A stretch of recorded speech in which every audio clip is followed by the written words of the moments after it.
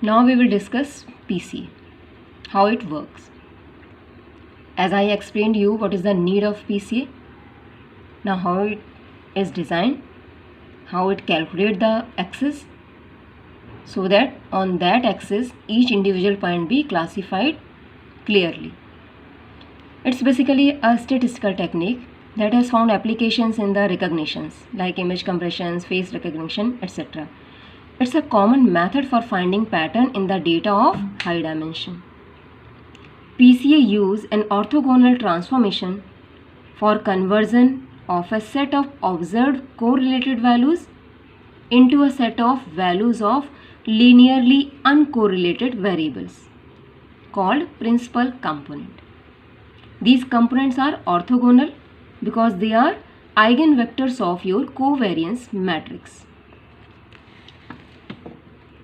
Pattern recognition problem arises in high dimensional space, and that can be improved by mapping high dimensional space to the low dimensional space. Suppose we have n number of points in our n number of features in our object. The objective of PCA is to reduce dimensions, and after reduction the classifier work correctly. Means we have n number of points in our data set. We reduce, after reduction we get k number of points where k is less than n. The objective of PCA is to reduce the dimensionality of data while retaining as much as possible of variations present in your original data set. This is a vector representation. High dimensional space can be represented. Here you have seen x is represented as a1, a2 up to an values with vectors v1, v2 and so on up to n. And in case of low dimensional, you have seen b1 to bk are the values, and the vector is we have taken v1, b1 v1 plus b2 u1, sorry, b1 u1 plus b2 u2 and so on bk uk, where u are the basis of k dimensional space.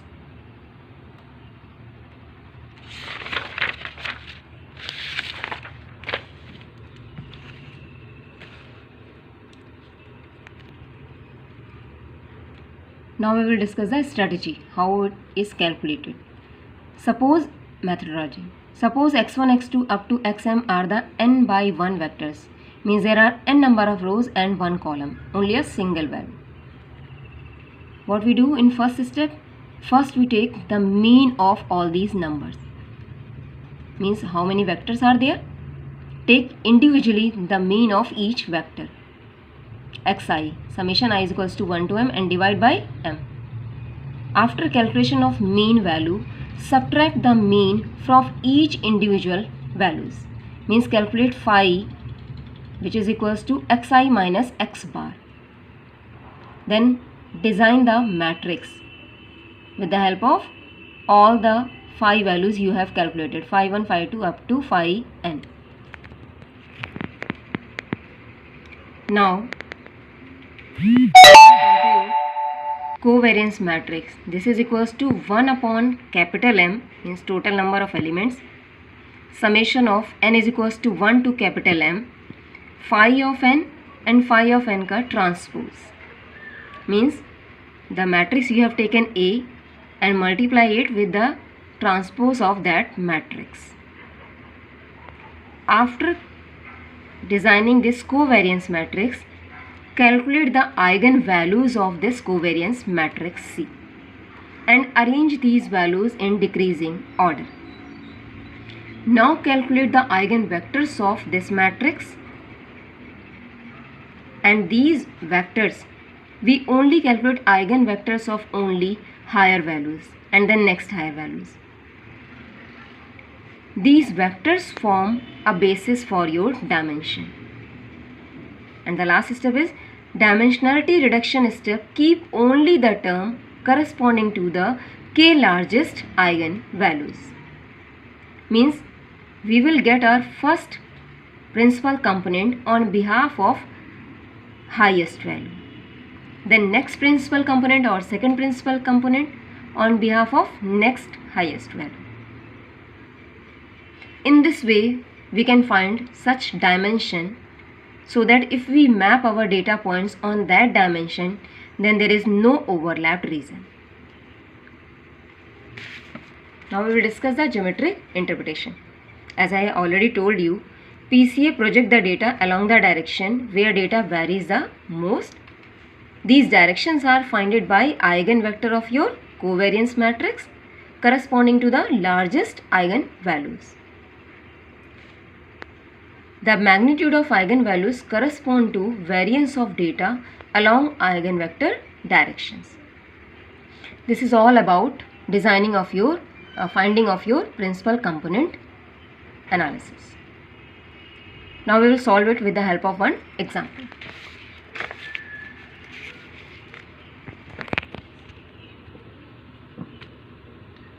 This is an example of, I have taken this example of PC. Suppose we have X, a data set where only two vectors exist, x1 and x2. Means combination of values where two values exist, x1 and x2. So if we separate the values, x1 is this, means first value 1, 3, 3, 5, 5, 6 and 8 and 9 last. Similarly, x2 contain these values. These are our vectors where n number of rows and a single column exist. Now first thing is we have to take the mean of this. Here total points are 8, and if we sum up the first row, then we will get the value 40. We divide it by 8 because 8 numbers exist here. What we get? We get the mean 5 for first vector x1 and for the second vector x2. Right? Now we subtract these means from the corresponding xi's. x1 minus m1, and same case for the next row, x2 minus m2. Calculate with the help of subtraction. 1 minus 5, you will get minus 4. 3 minus 5, you will get minus 2, and so on. You have to calculate this. Now as soon as you calculate these values, now we have to calculate the covariance matrix, which is equals to 1 upon m, where m is 8, summation over I is equals to 1 to 8. First write the matrix and then transpose of that matrix. Right? This is our matrix, and in case of transpose, this matrix is 2 by 8 size and the transpose will become 8 by 2. When we multiply these two matrices, obviously you know the multiplication of matrix, it will give you the result 2 by 2 format matrix.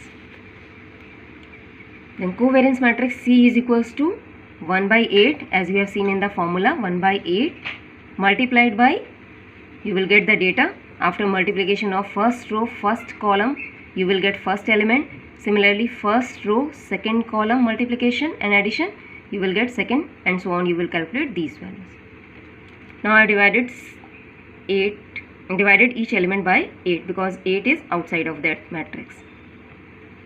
This is our covariance matrix. Now as we have studied in the steps, first calculate the covariance matrix, then find the eigenvalues, and then calculate the eigenvectors, which will provide you the principal component. The eigenvalues are calculated with the help of this formula. You have studied it in your matrix. A is your matrix, A minus lambda I. I is your identity matrix. Equate it equals to 0. Similarly, here we use C minus lambda I is equals to 0, which implies this is your C minus lambda I is your identity matrix, and equate it to 0. Now here the value you will get lambda 0, 0 and lambda. Subtract these two matrices and then equate it equals to 0. Then find the value of lambda, as I have done. This minus lambda, this value and this minus lambda equals to 0. Solve this, you will get two values of lambda. Lambda 1 is 9.34, lambda 2 is 0.41, where you can easily see lambda 1 is greater than lambda 2. Means first principal component is given by lambda 1. Now calculate eigenvectors for the value lambda 1. Eigenvectors are solution of this system. A minus lambda 1 multiplied by vector v is equals to 0. Then put the value of lambda 1. This is your matrix A minus lambda 1. Take vector v as v11 and v12, means first row first column, first row second column, is equals to 0. Solve this, calculate the value of v11 and v12. You can easily solve it. After getting v11 and v12, you can plot it, and after plotting you can see the result. Suppose this is my x direction, means first x dimension, and this is my y dimension. R vector is v11 and v12, means these are the two components of vector, where first component is 0.8 and second component is 0.6. Means if we plot this point x is approximately 0.8, suppose here, and another dimension 0.6 is approximately here, we will get a point here. Means we have to take from initial point to this point. This will give you a direction or a line which can easily separate your data points which exist, which you can plot with the help of your numerical data points. And if you plot or find second principal component, you can easily check this second principal component is orthogonal to your first principal component. In this way we can find out our principal component, so that we can design a classifier which is a combination of features in such a way that can classify your data points correctly. Means there is no overlapped region exist. Okay.